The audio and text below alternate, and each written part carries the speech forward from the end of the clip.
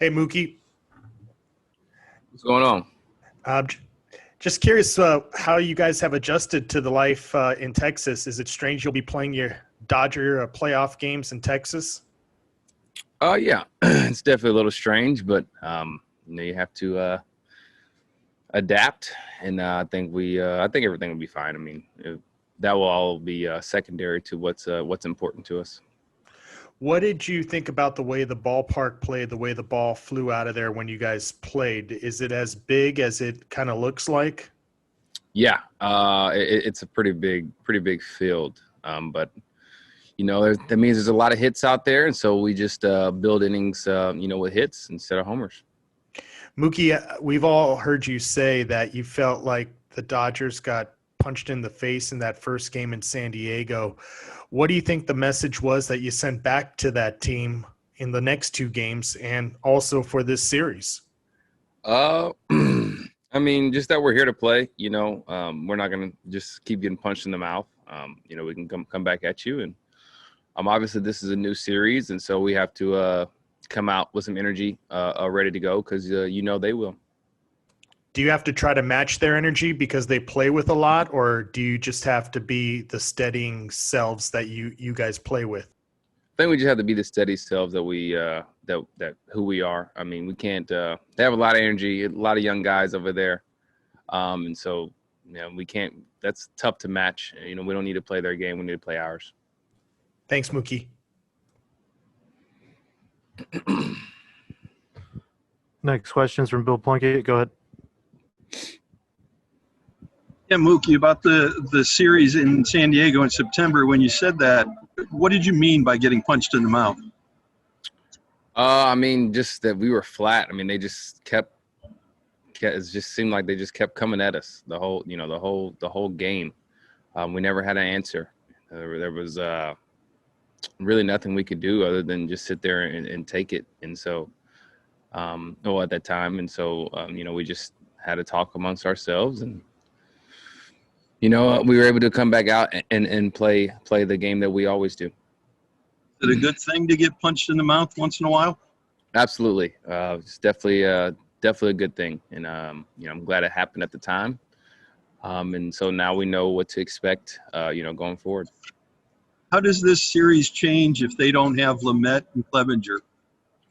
They didn't have Lamet and Clevenger last series, and they still won. So, it's obviously not going to be easy. Those two guys are some really good arms. But I don't know how much it changes. I know that they'll be ready. They'll be ready to play for sure. Thank you. Next question is from Hardy Castillo. Go ahead. Mookie, you mentioned that this field's so big and there are hits out there. Do you change your approach personally, or does the team have to change their approach in terms of you might have to go the other way a little more? You might have to manufacture runs in different ways. I think you just hit. I mean, I don't think you change too much. I think you can't necessarily play too much to the ballpark. I think that's more of like some base running things. Maybe some positioning in the outfield. But you don't really change your approach. You still need to go drive the ball the same way you always do.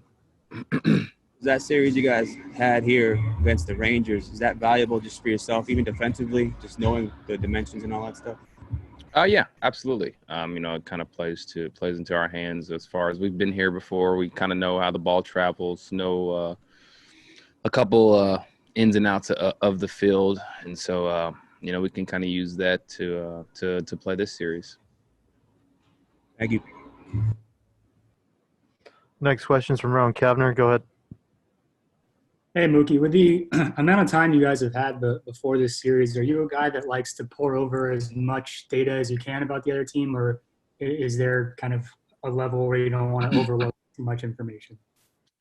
I'm kind of in the middle. Obviously I want to know some info, but there's definitely too much. You have to go out and play the game and kind of let the game tell you what's going on.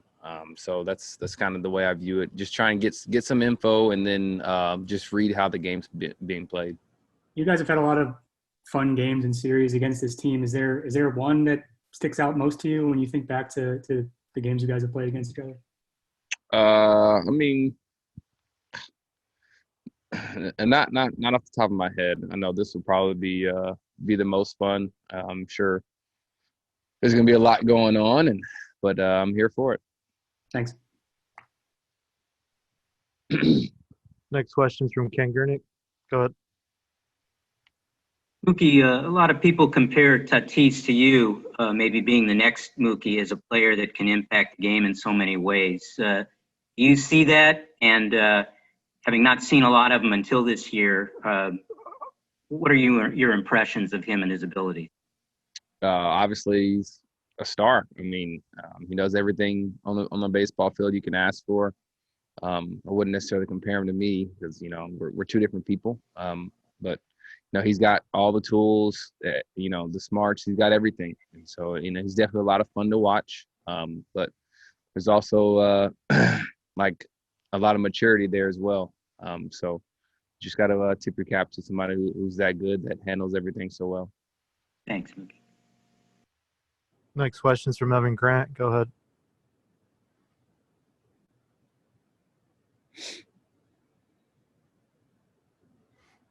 Go ahead. Mookie, sorry about that.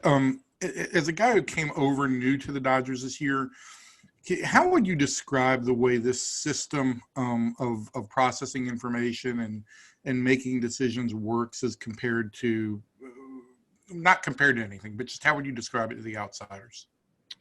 I mean, it's tough to say. I'm still kind of learning how it all works, learning who's does what, up front, because I don't get to see anybody, and so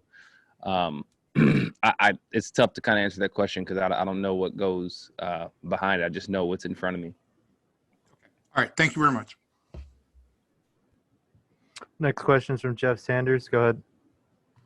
Hey, Mookie. Having spent your career on the East Coast, I was wondering what you thought the lay of the land would be in the NL West, and if the Padres have surprised at all in being in this position this year.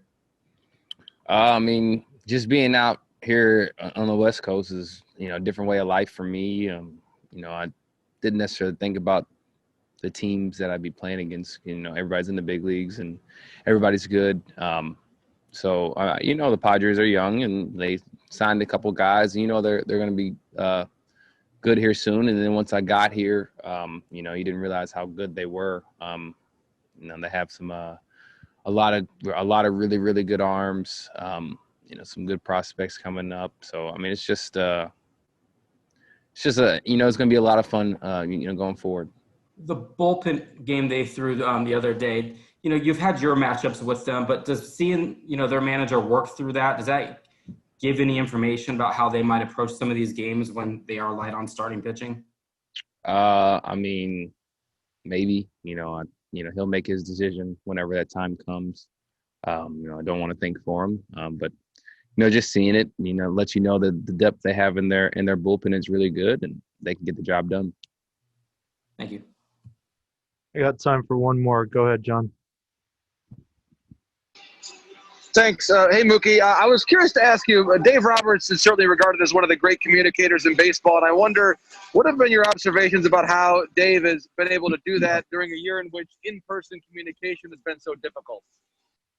I mean, the way that he can take all the info from up top and then kind of relay it to us is obviously really good. We've done a pretty good job in listening and kind of applying what we are supposed to do. But he's just a guy that can like a friend. I mean, it's not just a manager type thing. When I see him, maybe because we were friends before he was my manager. And so, to me, he's like a friend that, you listen to when he says do something. And then other than that, I mean, it's just he just sits back, laughs, and has fun, managing these games.